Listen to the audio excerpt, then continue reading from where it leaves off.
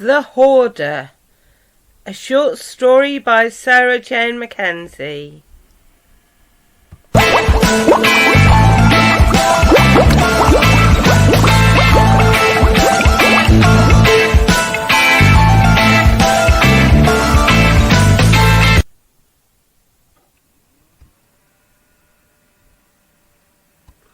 Back in 2008, Simon had a social worker problem. One day, a neighbour had knocked on his kitchen door, the back door that was, to alert him to the fact that there had been a temporary power cut, or rather, to check whether his own electricity was working or not, to establish for himself, Noel, that there had in fact been a power cut affecting the entire street, and that it was not just some problem that had cropped up with Noel's own wiring.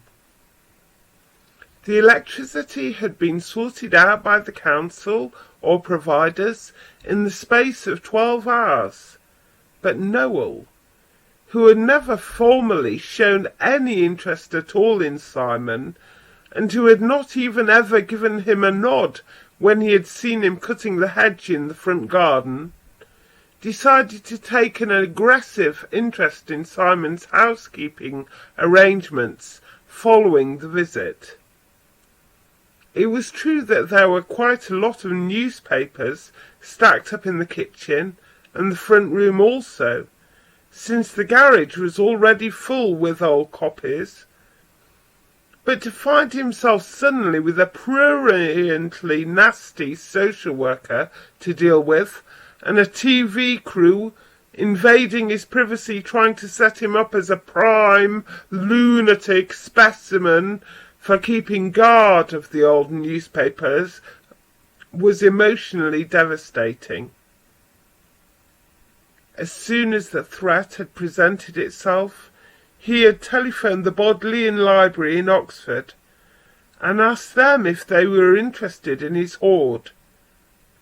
He saw the newspapers as of historical interest as well as contemporary value, and he also had reasoned that he needed to keep guard of the fact that newspapers had to feel, to some extent, as though what they were publishing they could, to a degree, be made accountable for. The old newspapers were evidence. They were of supreme value culturally. The Bodleian had said that they thought they may not be interested particularly, since they had most things now on their computerized record system anyway. But what sounded like a youngish girl said that she would refer it, and even went so far, perhaps in an attempt to be polite, that she took Simon's mobile phone number. The TV crew completely humiliated him.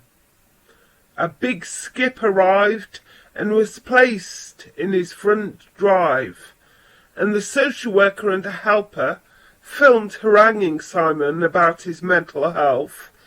Both got to work ditching all his treasured piles of newspaper records into the hated skip, trashing them all, before it was summarily taken away. The TV crew completely humiliated him. He had then to attend a clinic with the social worker, who supervised him being put on an offensive medication that made him lethargic and tired and dazed. Partly because of those effects, he found it more difficult to keep up with tasks than he had managed with ease before. Admittedly, he had to dodge piles of newspapers, like negotiating a labyrinth, but he had done all that with expertise and care.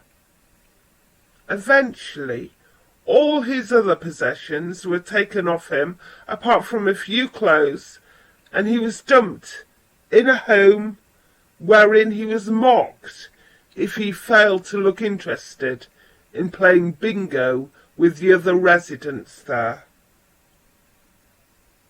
A year passed.